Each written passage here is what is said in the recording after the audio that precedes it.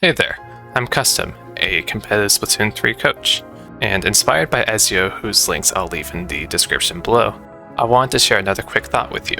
That thought is about how teams share information and how it can be a key to building individual or team strategy. This video style is similar to my discussion on improving your weapon and patience, so feel free to check them out after this one. You can also check out my coaching on Medify to book a session, which is also linked down below too. With that out of the way, let's get started. Whether it's in ranked games or organized environments, the information you give out makes a difference in many situations. In defending or pushing, winning or losing fights, and gaining or losing control of the objective. This also involves proactive callouts to your teammates and what the other team may be calling out too. Proactive callouts, for those who don't know, are callouts you make before taking action. Anything along the lines of, "I'll be using my booyah on plat," or "Someone help me push under bridge," is a proactive callout.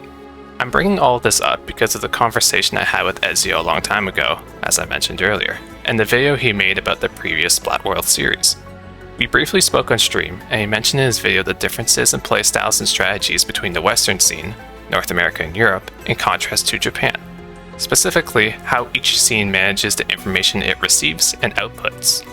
Now, before covering all of that, I also want to discuss how information in an extremely fast-paced game like Splatoon 3 go hand in hand. As most people say, you will be able to see or read the game better before you play it better, and seeing it involves the bigger picture. The bigger picture in Splatoon 3 is all the information you can intake during a particular moment to make an informed decision. What most players do instead, as a common mistake, is solely rely on mechanics or extremely risky plays. When it comes to the information you can intake, there are many direct and indirect ways it can be shown. In ranked modes, you can tell who has the objective. There are also several audio cues for different specials, and even the heads-up display which shows the specials that are online and who's alive on each team. Then, there are indirect ones that many recognize over time, which are dependent on player habits. These include understanding patterns in different game states, and determining what someone is focused on to take an easier fight. There are many more examples, but that should give you an idea of what each type relates to. With that out of the way, let's get into the main reason for this video. With Japanese teams, they take the approach of reading the game and intaking information and pretty much throw it out the window for their opponents. What they do is act rapidly when there's any advantage, opportunity, or part of the map that needs to be held. Once they obtain overall map control, which they also do rapidly due to the upper hand given, the information they share is kept to a minimum. They also take a lot more high percentage plays that don't put them in as much risk. This could be thanks to their ability to recognize and capitalize on small cracks in opposing defenses or retake attempts. With how fast they do this, it makes you question how they do it and why they're already so close to your spawn. Otherwise, their positioning and paint output keep top Western teams guessing on what's going to happen until it's too late. This guessing leads to hesitancy and possible breakdowns in communication regarding opposing whereabouts. Compare this to the West, where they engage in longer, riskier skirmishes and take more fights to gain space. Now, it may seem like I'm hinting that this sort of playstyle is wrong, but I'm not.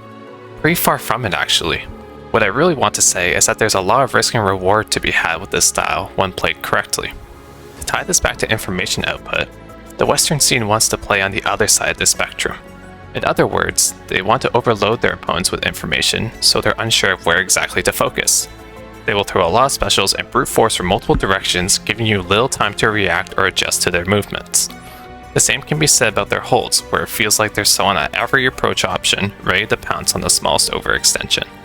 With this style, much more communication is required to uphold the overwhelming effect. And if there isn't a lot of information on the field, then you can't communicate fully. Then if you can't communicate fully, then you can't be overwhelming.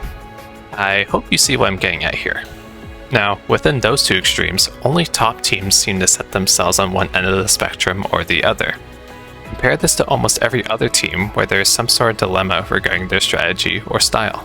Because of this, they tend to settle somewhere in the middle, meaning their information output is insufficient to be overwhelming, but is excessive enough that the need to guess their next move is less required. If you're forming a team strategy, include the information you put out as a part of it. To do this, think of the weapons you want to play and how exactly you want to play them. Sure, every weapon has its weaknesses and optimal playstyles, but don't be hesitant to tweak the smaller things. Those smaller things include how and when you take fights individually or with a teammate, what angles you'll hold or take, how aggressive or passive you'll play, when to pop out of your ink, and how to use your special. And as a quick tip and side note for specials, they should be used for continuation purposes rather than initiation purposes if the situation allows it. You can also utilize this thought process of forming a strategy in your own matches to figure out what your opponents want to do and how you should counter it. To bring this back to the West versus Japan discussion, the information limiting playstyle tends to counter the overwhelming one more times than not. That is, if the teams are of similar skill level on paper. To overwhelm your opponents, you need information. To keep things at a high level, you need to know what weapon you'll be fighting and where they are to determine your approach. However, if the team you're facing is employing an information-limiting playstyle, those pieces will be difficult to come by. In turn, this will lead to hesitation and the loss of the overwhelming effect, bringing a team back to a predictable middle ground. However, at the end of the day, pick a strategy you want to run with your team with the weapons you want to play if you're at that point in your progression.